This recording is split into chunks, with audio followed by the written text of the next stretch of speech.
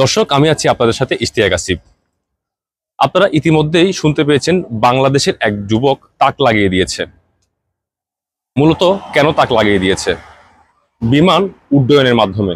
বিমানটি স্বাভাবিকভাবেই বিভিন্ন দেশে তৈরি করে, কিন্তু বাংলাদেশের জন্য এটি প্রথম। আমি মোহাম্মদ জুলহাস রহমান। তো আপনারা যে বিমানটি দেখতে পাচ্ছেন এটি আমি বানিয়েছি, আল্লাহ তৌফিক দিয়েছে এটি বানানোর। তো আমার এটার শুরু হয়েছিল আজ থেকে 4 বছর আগে। তো তখন আমি শখের বসে আরসি প্লেন বানানোর কাজ শুরু করেছিলাম। তো আরসি প্লেন কয়েকটা বানানোর পর সেটা থেকে যখন আমি ভালো পারফরমেন্স পেলাম, তখন আমার মনে হলো যে আমি যদি এই লাইনে কাজ করতে পারি হয়তো ভালো কিছু হবে। তো সেজন্য আমি আরসি প্লেন নিয়ে অনেক গবেষণা শুরু করলাম। করতে করতে প্রায় 1-1.5 উপরে আরসি প্লেন বানাইলাম এবং অনেক গবেষণা করে অনেক ভালো ভালো রেজাল্ট পেলাম। তো তারপর আমার মনে হলো যে আমি একটা আল্ট্রালাইট তৈরি করি। তো আজ থেকে 2 বছর আগে আমি আল্ট্রালাইটের সর্বপ্রথম কাজ শুরু করি। তো 1 বছরের প্রচেষ্টায় একটা আল্ট্রালাইট আমি বানিয়েছিলাম, সেটা পারফেক্টভাবে উঠতে পারিনি, যার কারণে সেটাকে আপনারা কেউ দেখতে পাননি। তো তারপর আমি হাল ছেড়ে না দিয়ে আবার চেষ্টা করার পর গত 1 বছরে আমি এটিকে তৈরি করি। তবে এটিও একেবারে অরিজিনাল বিমানের মতো পারফেক্ট না, তবে একটি পরীক্ষামূলক বিমান যেটি একেবারে সুন্দরভাবে ঝুঁকিহীনভাবে আকাশে উঠতে পারে।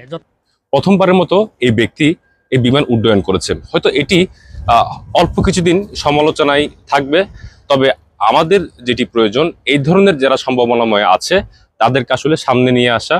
এটা বাংলাদেশ সরকার বলেন বা যে কোনোভাবেই হোক, বিভিন্ন প্রতিষ্ঠান হোক, এদেরকে আসলে সামনে নিয়ে আসা। কারণ এরকম আরো অনেক আসলে হয়েছে যেগুলো বিভিন্ন সম্ভাবনাময় খাতে আসলে তারা অনেক কিছুই তৈরি করেছে, কিন্তু যুগের পরিবর্তনের সাথে বা যুগে যুগে তারা কিন্তু আসলে হারিয়ে গিয়েছে। তাই এই ধরনের যুবক যারা এই ধরনের নিত্য নতুন বা অনেক কিছু ভিন্ন টাইপের অনেক কিছু আবিষ্কার করছে, তাদেরকে কিন্তু আসলে সুযোগ দেওয়া উচিত, বা তাদের এই আবিষ্কারগুলো আসলে যাতে করে আরো সুন্দরভাবে উপস্থাপন করতে পারে এবং এগুলোকে যেন সারা বিশ্বে ছড়িয়ে দিতে পারে, সেটি আসলে তাদেরকে সেই কিভাবে আসলে সহযোগিতা করা যায় সেটি আসলে করা উচিত বলে মনে করি।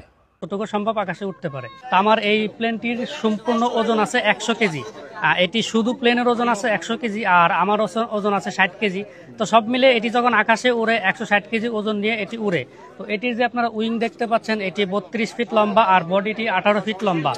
তো এই প্লেনটি আমার সম্পূর্ণ এসএস অ্যালুমিনিয়াম এবং লোহা দিয়ে তৈরি।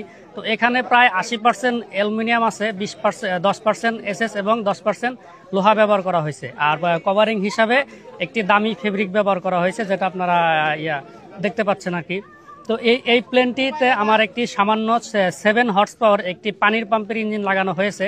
তো এটির দাম খুবই নগণ্য, আর আমার সামর্থ্য না থাকায় আমি এটিকেই কষ্ট করে জোগাড় করেছিলাম।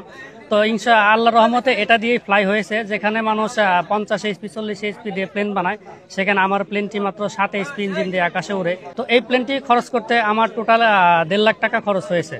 আর আপনার ফুয়েলটা কি, মানে কি দিয়ে চালাবেন? আচ্ছা, এই প্লেনটি হচ্ছে একটি আপনার গ্যাসোলিন ইঞ্জিন, যেটি পেট্রোল অথবা অকটেনে চলে। তো এই প্লেনটি আমার যে ইঞ্জিন আছে, এই ইঞ্জিন দিয়ে মোটামুটি 1 লিটার পেট্রোলে আপনার 25 থেকে 30 কিলোমিটার যেতে পারবে আশা করি। যদিও এটিকে দূরে উড়ানোর জন্য বানানো হয়নি, তবে ক্যালকুলেশন করলে আর কি 1 লিটার পেট্রোলে 25-30 কিলোমিটার যাবে। আস্তে আস্তে প্রথমে ছোট, আর আস্তে বড়, আরো বড়। এখন এখানে দেখা গেছে যে অনেকেই অনেক তৈরি করছে, কিন্তু উড়ানোর ক্ষমতা বা উপরে উড়ে এই ধরনের এ পর্যন্ত দেখা যায় নাই। এই প্রথম বাংলাদেশে এইভাবে একজন সাধারণ মানুষ এখন আকাশে উড়োজাহাজ উড়াচ্ছে। আর এই প্লেনটি আমার আকাশে সর্বোচ্চ 70 কিলোমিটার গতিতে উঠতে পারে, আর এটি 45 কিলোমিটার গতিতে আকাশে উড়াল দেয়।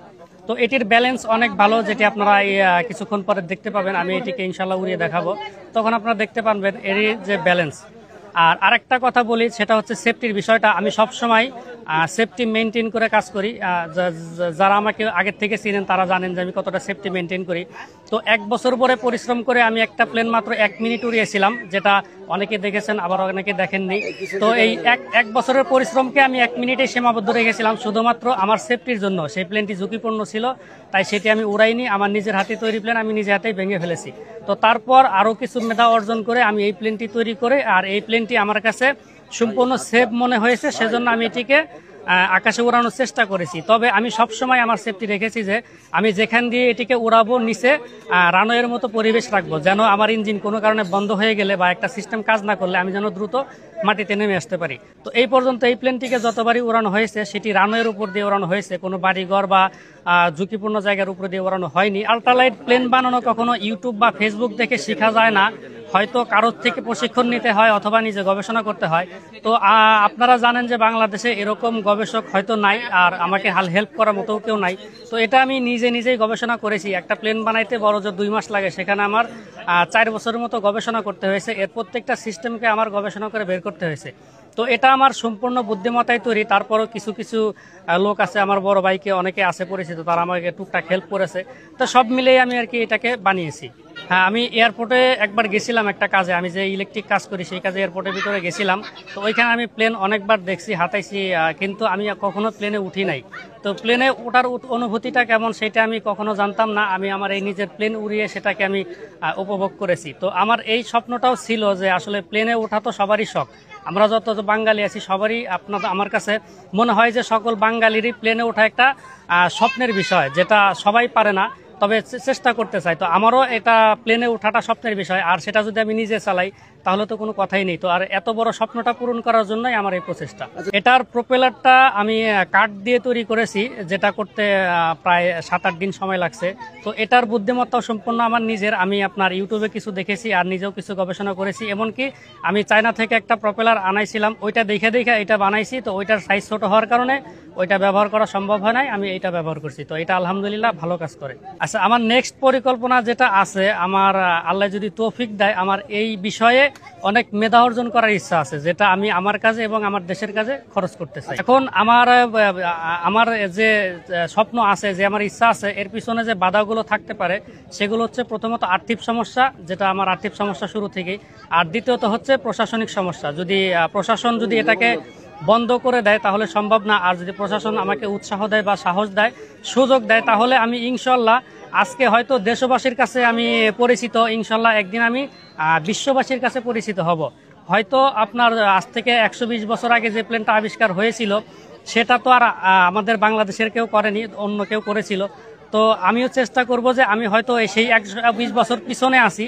তো আল্লাহ যদি আমার তৌফিক দেয়, আমি সেই 120 বছরকে 1-2 বছরে অতিক্রম করার চেষ্টা করব। এই বিমানের কিছু একটা অবশ্যই আবিষ্কার করার চেষ্টা করব, যেটা আজ পর্যন্ত পৃথিবীর কেউ পারে নাই। এজন্যই আমি এটা গবেষণা করতে ইচ্ছুক।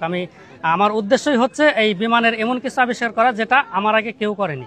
এই মিটার দুটো মূলত বিমানের না। আমার এই বিমানে আপনারা যা যা দেখতে পাচ্ছেন, এর একটা জিনিসও বিমানের না, সবই কোনো না কোনো অন্য কিছুর জিনিস, যেটাকে আমি মডিফাই করে এখানে ব্যবহার করেছি।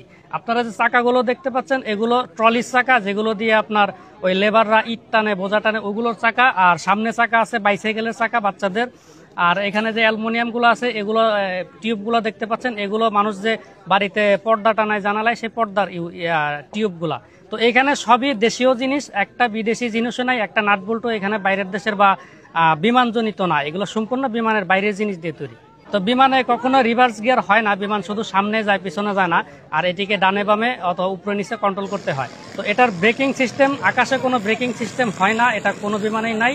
তো মাটিতে আছে, আমার সামনের চাকায় ব্রেকিং সিস্টেম লাগানো আছে, যেটা আমি আমার এমার্জেন্সি মুহূর্তে ব্যবহার করতে পারি। আচ্ছা, যখন আপনি তৈরি করেন তখন এলাকাবাসীর মন্তব্য কেমন ছিল? তো আসলে একটা কথা বলতে গেলে একটু দুঃখই লাগে। আপনার আজ পর্যন্ত যারা সাকসেস হয়েছে তারা সাধারণত, বিশেষ করে যারা ইতিহাস গড়ে, তারা সবসময় উপহাসকে হজম করে ইতিহাস গড়ে। তো অনেকেই আমাকে সাপোর্ট করেছে, আবার অনেকেই আমাকে উপহাস করেছে। তো সব মিলে আমি যে রেসপন্স পেয়েছি এতদিন, সেটা আসলে একজন মানুষের জন্য মানে পাওয়াটা কষ্টকর আর কি। তো যাই হোক, আমার পরিবার আমার সাথে ছিল, সেজন্য আমাকে কেউ নামাই দিতে পারে নাই। আর আমি আল্লাহর উপরে ভরসা রেখেছিলাম, সেজন্য আল্লাহ আমার এই পর্যন্ত